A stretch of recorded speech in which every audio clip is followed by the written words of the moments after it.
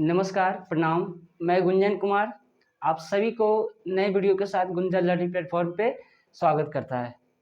तो video starting के करने के पहले सबसे पहले हम लोग ये जाना है, ठीक है? आप अच्छी सी भली बात जानते हैं कि हिंदू धर्म में या सबसे बड़ा पर्व अगर माना जाता है वो छठ पूजा माना जाता है। तो वही छठ पूजा को लेकर आज से हमारी छठ पूजा की शुरुआत हुई है। आज नेहा खा था, तो इसलिए हमारी ओर से आप सभी को छठ पूजा के ढेर सारी शुभकामनाएं, ठीक है? तो आज का जो हमारा वीडियो है न्यूट्रिशन के ऊपर, ठीक है? तो हम टॉपिक स्टार्ट करने से पहले प्लीज़ जो भी इस चैनल पर नए हैं तो प्लीज़ चैनल को सब्सक्राइब कर दीजिएगा और बेल आइकन को क्लिक करना ना भूलें, ठीक है? अगर आपके पास कुछ और भी कॉन्सेप्ट है, कुछ और भी आपके पास कुछ इंपॉर्टेंट पॉइंट्स वगैरह हो, हमारे पास आप भेजना चाहते हैं, ठीक है? हमें बताना चाहते हैं या आपका कुछ इंस्ट्रक्शन हो, सजेशन हो, हमें आप देना चाहते हैं, तो हमारी जो यूट्यूब प्रोफाइल है उसमें हमारा नंबर मेंशन किया हुआ है। आप उसमें जाकर मेरा नंबर निकाल के आप हमें व्हाट्सएप पे भी भेज सकते हैं, ठीक है? या कोई टॉपिक्स भी चलाना हो तो आप हमारे व्हाट्सएप पे जाकर सेंड कर सकते हैं। तो आज का जो हमारा वीडियो है न्यूट्रिशन के ऊपर, ठीक है? न्यूट्रिशन क्या होता है, वो कैसे हमारी बॉडी में यूज होता है, उसका पर्पस क्या है, न्यूट्रिशन का मोड्स जैसे बोले यार उसके टाइप्स बोले, ठीक है? फोटोसिंथेसिस क्या है, उसका इक्वेशन क्या होता है, नेचर बैलेंस क्या होता है, तो आज सभी के ऊपर थोड़े थोड़े इस वीडियो के माध्यम से हम लोग देखेंगे, ठीक है? तो सबसे पहले ये जान जाते हैं कि न्यूट्रिशन क्या होता है, क्योंकि हमारा आज का जो टॉपिक है ना न्यूट्रिशन एंड देयर टाइप्स, ठीक है? तो हमने यहाँ पे ऑलरेडी मेंशन कर चुका है कि न्यूट्रिशन क्या होता है। तो क्या है, तो आपको ये बताता हूँ कि nutrition the process by which organism take food and utilise it for growth and development of their body, ठीक है? The process by which organism take food and utilise it for growth and development of their body. अब इसको थोड़ा explain करते हैं, ठीक है? Nutrition को बोलते हैं पोषक तत्व या पोषक आहार बोलते हैं। यानी कि जिस तरह से गाड़ी को सड़क पर रनिंग करने के लिए ना उसको फ्यूल की जरूरत पड़ती है, वो फ्यूल क्या हो गया, पेट्रोल डीजल जो भी हो, तो उसके बाद से वो गाड़ी रनिंग हो पाती है। सेम उसी प्रकार किसी भी ऑर्गेनिज्म को या ह्यूमन बींग्स को उसको एनर्जी या कई प्रकार के डेली एक्टिविटी करने के लिए, चलने फिरने के लिए, ये तो आप जानते हैं कि डेली लाइफ में डिफरेंट टाइप्स ऑफ फंक्शंस हमें ऑर्गेनाइज करने रहते हैं, तो उसके लिए भी हमें एनर्जी की जरूरत पड़ता है, ठीक है?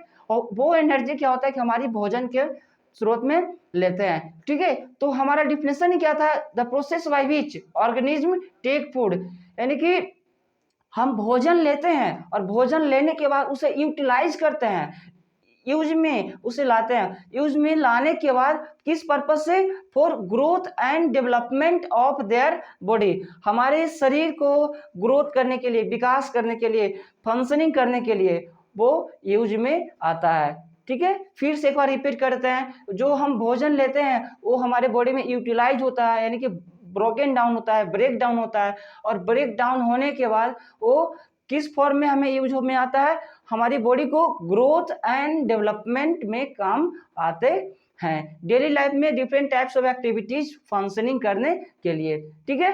ये तो आप जानते हैं कि न्यूट्रिशन है क्या, एक पोषक तत्व है, एक पोषक आहार है। आप जैसे देखे हो कि डिफरेंट टाइप्स की बीमारी निकली हुई, किसी को हड्डी वगैरह भी एकदम पतले पतले जैसे होते हैं, तो उसमें डॉक्टर सलाह देता है कि न्यूट्रिशन की कमी है, कैल्शियम कमी है, डिफरेंट टाइप्स का वहाँ पे फंक्शनिंग डॉक्टर लोग बताते हैं। तो वही इसमें ए है न्यूट्रिशन तो एकदम पोषक आहार जिसको बोलते हैं, या पोषक तत्व हम लोग बोल सकते हैं, ठीक है? अब इसमें आता है टाइप्स ऑफ न्यूट्रिशन को सेकेंड वे में अगर बोलते हैं तो मोड्स ऑफ न्यूट्रिशन, यानी कि पोषक तत्व या पोषक आहार लेने का कितनी तरह से लेते हैं, कितने स्रोत से लेते हैं, तो ये हमारा दो स्रोत हो गया, ठीक है? एक होता है ऑटोट्रोपिक न्यूट्रिशन, ठीक है? और एक होता है हेट्रोट्रोपिक न्यूट्रिशन, ठीक है? ध्यान दीजिएगा, टाइप्स ऑफ न्यूट्रिशन, अगर इसको अदर वे में बोले तो मोड्स ऑफ न्यूट्रिशन। सबसे पहला में क्या है, ऑटोट्रोपिक न्यूट्रिशन। अब ये जानते हैं कि ऑटोट्रोपिक न्यूट्रिशन क्या होता है, यानी कि any organism depend on itself या प्रिपेयर देयर फूड itself, वो अपने ऊपर खुद निर्भर रहता हो, does not depend on any other organism, ठीक है, वो दूसरे के ऊपर कभी डिपेंड नहीं रहता हो। जस्ट लाइक अगर हम एग्जांपल लेते हैं तो प्लांट्स हो गया, प्लांट्स को एक और भी बोल सकते हैं, वो प्रोड्यूसर हो जाता है, ठीक है। जैसे में ह्यूमन बींग्स हो गया था, ह्यूमन बींग्स भी नहीं है प्रोड्यूसर, ह्यूमन बींग्स भी ऑटोट्रोपिक उसको नहीं माना जाएगा, सिर्फ प्लांट्स को ऑटोट्रोपिक माना जाएगा। क्यों? क्योंकि वो प्लांट्स क्या करती है, वो भोजन खुद बनाती है, किसके द्वारा? क्लोरोफिल के द्वारा। क्लोरोफिल यानी कि उसे अदर में बोले तो ग्रीन पिगमेंट हो जाता है। ये आप अच्छी तरह से जानते हैं कि जो पेड़ का जो पत्ता होता है, ठीक है, उसमें क्लोरोफिल की मात्रा होता है। क्लोरोफिल यानी कि रूट से जो पानी लेते हैं ना, वो पानी क्या होता है, सबसे पहले रूट क्या होता है कि जड़ अंडरग्राउंड सॉइल से वो पानी को एब्जॉर्ब करती है, एब्जॉर्ब करने के बाद पौधे के एक एक पार्ट्स तक वो सप्लाई करती है, ट्रांसपोर्ट करती है। तो यहाँ पे थोड़ा बहुत हम और डिस्कस करते हैं रूट्स के बारे में। रूट्स क्या होता है कि सबसे पहले तो रूट का फंक्शन सिर्फ दो ही फंक्शन होता है, आप ध्यान दीजिएगा, सिर्फ दो फंक्शन होता है। एक क्या होता है कि जड़ से यानी कि सॉरी सॉइल से इट फिक्सेज द प्लांट, पहला फंक्शन क्या होता है, it fixes the plant into the soil, in the soil, soil में प्लांट को प्रॉपरली तरह से फिक्स करता है, टू स्टैंड प्रॉपरली इटसेल्फ। मैं फिर से रिपीट कर रहा हूँ, root fixes the plant in the soil to stand properly, ठीक है, वो सही तरह से रूट प्लांट को स्टैंड होने में सपोर्ट करता है, मिट्टी में उसको फिक्स करता है। और सेकेंड उसका फंक्शनिंग है, it absorb water and minerals, जिस टाइम जो पानी रूट जब एब्जॉर्ब करते हैं ना सॉइल से, तो उसके साथ कई सारे मिनरल्स वगैरह आते हैं, जो खनिज होता है, जो पौधे के फल फूल में उसमें फलित होने में वो सपोर्ट करता है, ठीक है। तो उसको कैसे ट्रांसलेट करेंगे, it absorb water and minerals from the underground, from the soil, and it transport it into the whole parts of the plant, all parts of the plant। Root क्या करती है कि सॉइल से वाटर के साथ minerals भी absorb करती है, वो एब्जॉर्ब करने के बाद पौधे के एक एक पार्ट्स तक वो सप्लाई करती है, ठीक है। और वो जो पानी होता है वो कहाँ पे जाके स्टोर होता है, पत्ते में जाके स्टोर होता है। हम लोग पत्ते को क्या बोलते हैं, food factory of the plant. उसको क्वेश्चन में क्या पूछा जाएगा, which part of the plant is called the food factory of the plant, plant कैसे कौन से हिस्सा है जिससे फूड फैक्ट्री बोला जाता है, तो कौन सा, लिप्स को बोलते हैं। लिप्स में ही पानी जाके स्टोर होता है, तो उसको हम लोग बोलते हैं ग्रीन पिगमेंट, ठीक है। एक वर्ड आता है साइंस का ग्रीन पिगमेंट, उसको हम लोग बोलते हैं क्लोरोफिल, ठीक है। ये होता है एक कौन सा हो गया, ऑटोट्रोपिक न्यूट्रिशन, यानी कि depend on itself, produce food by itself, does not depend on other organism, ठीक है। और हेट्रोट्रोपिक न्यूट्रिशन क्या होता है, it directly depend on other organism, other living organism, किसी और लिविंग ऑर्गेनिज्म के ऊपर डिपेंड करता हो। जैसे में फंगस हो गया, टाइगर्स वगैरह हो गया, ये सब क्या करता है कि खुद वो अपने ऊपर डिपेंड नहीं कर सकता है, किसी और के ऊपर। जैसे में कीड़ा वगैरह हो गया, जैसे मच्छर हो गया, वो क्या करता है, उसके लिए होस्ट कौन है, तो ह्यूमन बींग्स है, ह्यूमन बींग्स से वो ब्लड क्या करता है, सक करता है। तो ठीक है, ये हेट्रोट्रोप हो गया। हेट्रोट्रोपिक क्या होता है कि it directly depend on other living organism, okay. ये हो गया हेट्रोट्रोपिक न्यूट्रिशन, ठीक। अब इतना हम देखें, अब इसके बाद मेन इसमें टॉपिक में अभी बहुत सारे भी डिस्कस करने के लिए, ठीक है। अब एक और बताते हैं कि इसमें ऑटोट्रोपिक में नेचर बैलेंसिंग होता है, जो मोस्ट इंपॉर्टेंट है, जो आप लोग सुनते होंगे कि ग्लोबल वार्मिंग, ग्लोबल वार्मिंग कैसे होता है, वो जनरेट कैसे होता है। अब यहाँ पे थोड़ा वीडियो के माध्यम से देखते हैं। आज का जो टॉपिक है ना थोड़ा बहुत लॉन्ग में जाएगा, लेकिन डिटेल कोशिश करूंगा कि इसमें डिस्क्रिप्शन कर दें। देखिए नेचर बैलेंसिंग क्या होता है, ये थोड़ा कुछ कोशिश करते हैं इसको बताने का। हमारी नेचर को, हमारे बैलेंस को मेंटेन रखने में हमें किसकी, कार्बन डाइऑक्साइड की, ऑक्सीजन की, दोनों को सेम मात्रा में बैलेंस होना चाहिए। तो यहाँ पे हम एक मेंशन किए हैं, photosynthesis maintains a balance between carbon dioxide, जिसको बोलते हैं CO2 formula, and oxygen O2 in the atmosphere.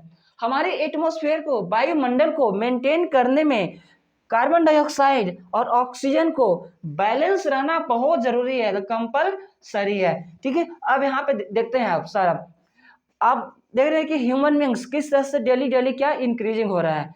जिस तरह से पॉपुलेशन हमारा इंक्रीज हो रहा है, तो इंक्रीज होने के बाद उनकी जॉब की भी रिक्वायरमेंट होती है, फूड की भी रिक्वायरमेंट होती है, शेल्टर के रिक्वायरमेंट होते हैं, और हमारे पास ऑलरेडी जो प्रॉपर्टी है वो हमारा फिक्स है, वो तो बढ़ने वाला है नहीं। तो ह्यूमन बींग्स पॉपुलेशन वहाँ पे इंक्रीज हो रहा है, तो उसको सेटलमेंट करने के लिए, रहने सहने के, खाने पीने के लिए कुछ तो व्यवस्था करना पड़ेगा ना। वो व्यवस्था किस फॉर्म में होता है, जो हमारे पूर्वज के द्वारा, एंसेस्टर के द्वारा, एंसेस्टर जो उनके पास जो भी जमीन था, जो भी हमारे जमीन जो प्रेजेंट में बच रहे हैं, तो वो खेत वगैरह क्या होता है, उसमें से पौधे वगैरह डे टू डे कटते जा रहे हैं। ठीक है, वो पौधा कट रहा है ना, पॉपुलेशन बढ़ रहा है, population is increasing day to day, but plant is decreasing day to day. तो जैसे जैसे पॉपुलेशन बढ़ रहा है, तो वो तो ऑक्सीजन लेगा ही, ऑक्सीजन किससे लेता है, प्लांट से लेता है। ठीक ना, तो जितना मात्रा में हम लोग ऑक्सीजन ले रहे हैं, पॉपुलेशन बढ़ रहा है, तो सभी लोग तो ऑक्सीजन एब्जॉर्ब करते हैं, लेते हैं। ठीक है, तो ऑक्सीजन लेते हैं, जितने लोग ऑक्सीजन ले, तो उतने लोग CO2 भी तो रिलीज करेंगे ना।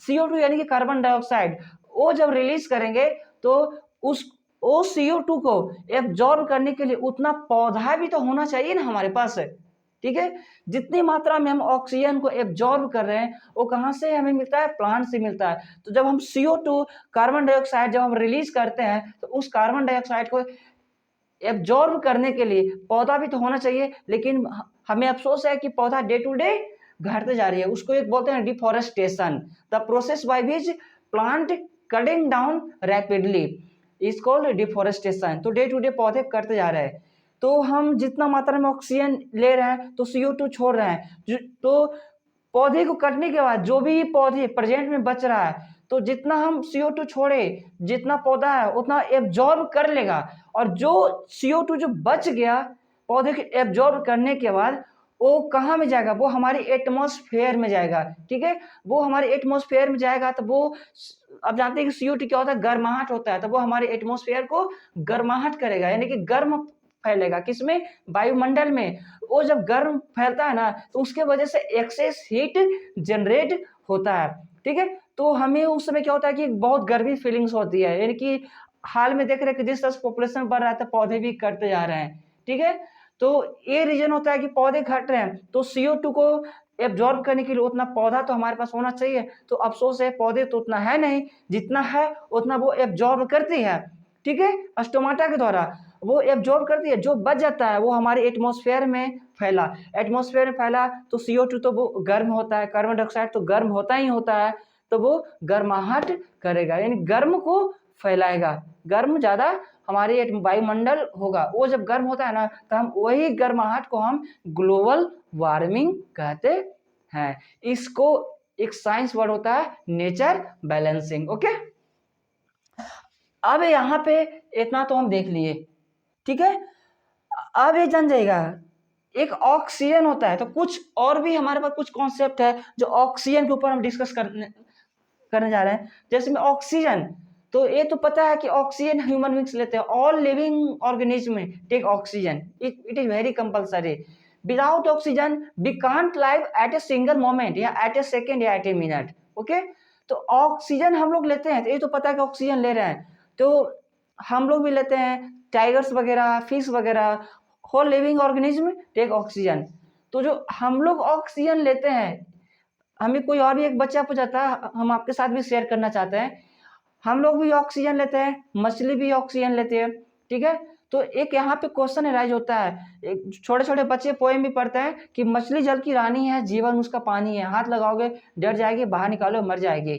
तो हम यहाँ पे आपसे ये पूछना चाहते हैं कि इन्वायरमेंट में भी ऑक्सीजन है ना, हम लोग भी तो ऑक्सीजन ले रहे हैं ना, हम लोग पानी के अंदर तो नहीं है, तो वो मछली जब बाहर निकलती है तो वो छटपटा के मर क्यों जाती है, आखिर में बाहर भी तो ऑक्सीजन है ना। हमने खुद इंजीनियरिंग के एक टॉपिक में पढ़ने आता, उसमें मैंने पढ़ा था। तो यहाँ पे ये होता है कि ऑक्सीजन दो प्रकार का होता है, ध्यान दीजिएगा। ऑक्सीजन क्या होता है, ये लोअर क्लास में पढ़ने के लिए नहीं आएगा, ये ऑलरेडी हायर इंजीनियरिंग लेवल पे या कोई आईआईटी का कोई उसमें करिएगा तो उस टॉपिक में उसमें आपको पढ़ने के लिए आता है। तो ध्यान दीजिएगा, मछली जब बाहर निकलती है तो तड़पड़ा के मर जाती है, लेकिन बाहर भी तो ऑक्सीजन है ना, हम लोग भी तो ऑक्सीजन लेते हैं ना। तो यहाँ पे क्या रीजन है, what is the main reason, तो यहाँ पे देखते हैं। तो जैसे ही मछली जब बाहर निकलती है तो वो छटपटा के मरती है, तो कारण क्या होता है कि ऑक्सीजन दो प्रकार का होता है, एक होता है ड्राई ऑक्सीजन, एक होता है वेट ऑक्सीजन। वेट ऑक्सीजन जो मछली जो पानी के अंदर जब रहती है ना तो वो वेट ऑक्सीजन एब्जॉर्ब करती है, और जो हम लोग होते हैं वो ड्राई ऑक्सीजन एब्जॉर्ब करते हैं। आप लोग देखें कि कहीं कॉर्नर पे मार्केट में जो मछली वगैरह बिकता है, ठीक है, तो जो अति यहाँ पे करवा सब रख रहा है तो उसके बगल से होल किया रहता है, वो ऑक्सीजन सप्लाई जो बुलबुल बुलबुल टाइप के जो पानी में होते रहता है, तो वो क्या होता है, वेट ऑक्सीजन, उसको पाइपिंग से अंदर में सप्लाई करते हैं। ये होता है ऑक्सीजन का। अब यहाँ से अब देखते हैं मेन यहाँ पे है फोटोसिंथेसिस। फोटोसिंथेसिस क्या होता है, ये तो जान गए कि ऑटोट्रॉपिक में आता है फोटोसिंथेसिस। तो ये होता है, इसको हिंदी में हम लोग डिफाइन करें तो वो प्रकाश संश्लेषण जिसको बोलते हैं, ठीक है, प्रकाश संश्लेषण। अब फोटोसिंथेसिस को अगर हम डिफाइन करें तो सिंपल वे में, ऐसा नहीं है कि बुक वगैरह ये सब के लिए नहीं, आप अगर जो एक बार उसको कॉन्सेप्ट को देखोगे, उसको समझ जाओगे तो आपको रट्टा मारने की जरूरत नहीं पड़ेगा। तो फोटोसिंथेसिस क्या होता है, प्रकाश संश्लेषण, दैट मीन्स फोटो प्लस साइंथिसिस। ध्यान दीजिएगा, फोटो प्लस साइंथिसिस यानी कि the process by which plants make their own food, plants make their own food by using the carbon dioxide, water and sunlight, ठीक है, इज कॉल्ड फोटोसिंथेसिस। ध्यान दीजिएगा, मैं फिर रिपीट कर रहा हूं, प्रकाश संश्लेषण यहाँ पे होता है photo plus synthesis, the process by which plants make their own food by using the carbon dioxide, water and sunlight is called photosynthesis.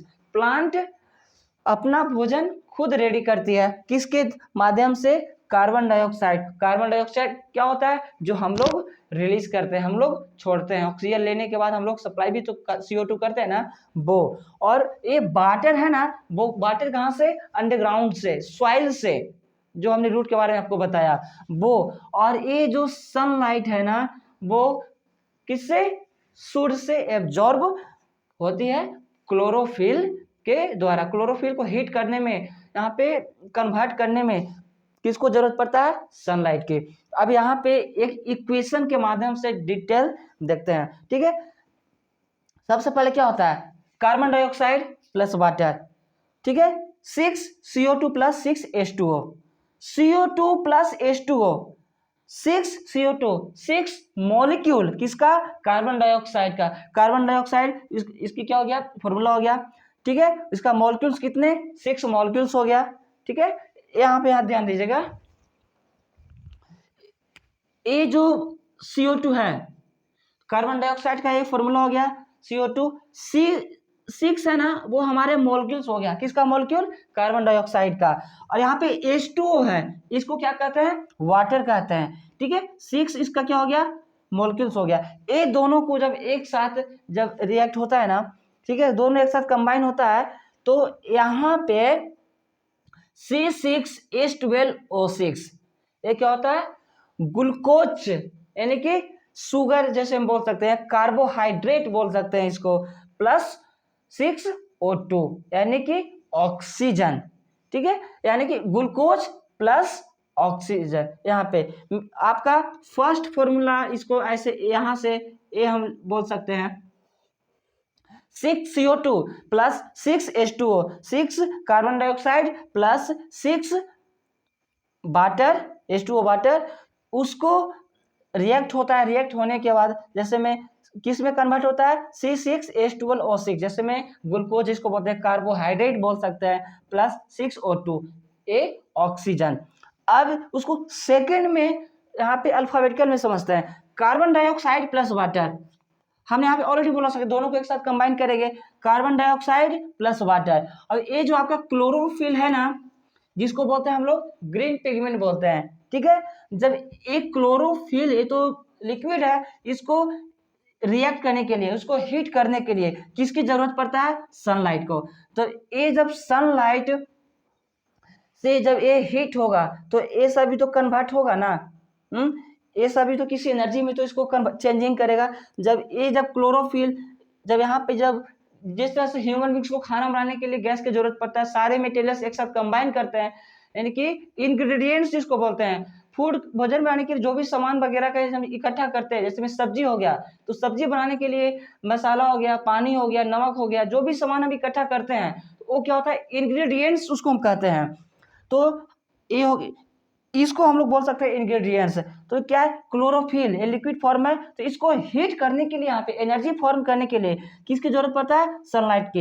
एक तरह से सनलाइट बोल सकते हैं क्या, एक गैस के काम में आता है, ठीक है। जैसे में हम लोग ह्यूमन बींग्स के लिए गैस की जरूरत पड़ता है खाना बनाने के लिए, तो अब एक किसमें होगा कन्वर्ट? ग्लूकोज प्लस ऑक्सीजन, इसको बोल सकते हैं कार्बोहाइड्रेट प्लस ऑक्सीजन, ठीक है। ये बोलते हैं ना कार्बोहाइड्रेट, ग्लूकोज बोलते हैं ना, ये होता है सबसे पहला second equation 6CO2, 6 carbon dioxide plus 6 H2O, 6 water, ठीक है। 6 क्या हो गया? मॉलिक्यूल्स हो गया। फिर किस में कन्वर्ट हुआ?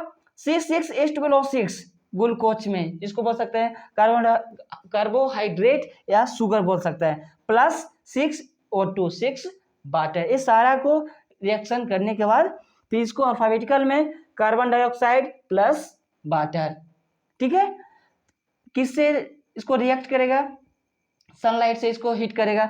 ये सारे यहाँ से यहाँ तक वो किस में कन्वर्ट हो जाएगा? ग्लूकोज प्लस ऑक्सीजन या कार्बोहाइड्रेट प्लस ऑक्सीजन। अब यहाँ पे एक चीज और हम लोग देखते हैं कि जिस तरह से या हम लोग भी, या सबसे ज्यादा अगर फास्टिंग लेडीज लोग करते हैं तो उन लोग फास्टिंग के दौरान कुछ खाते नहीं है, तो बोलते हैं कि जो शरबत है, नींबू का शरबत डाल के या पानी में चीनी वगैरह नींबू सब डाल के वो सब फास्टिंग वगैरह में करते हैं, तो उससे उनको एनर्जी मिलता है। क्या होता है? एनर्जी मिलता है, यानी कि थोड़ा बहुत लगता है कि भूख हमें मिटा है। तो उसका कारण क्या होता है ना, कि वो जो शरबत लेते हैं ना, तो उस शुगर के फॉर्म में हमारे बॉडी में काम आता है। वो हमारे क्या करता है? एनर्जी जनरेट करता है। पानी सिंपली पी सकते हैं, लेकिन जितना हम शरबत उसको कंबाइन, नींबू या चीनी वगैरह सब कंबाइन करके शरबत बनाते हैं ना, वो हमें लगता है कि हाँ हमारे बॉडी में एनर्जी क्रिएट हो रहा है, एनर्जी जनरेट हो रहा है। तो ये हमारा कोशिश था कि इस सॉल्यूशन के साथ कॉन्सेप्ट देने का, ठीक है।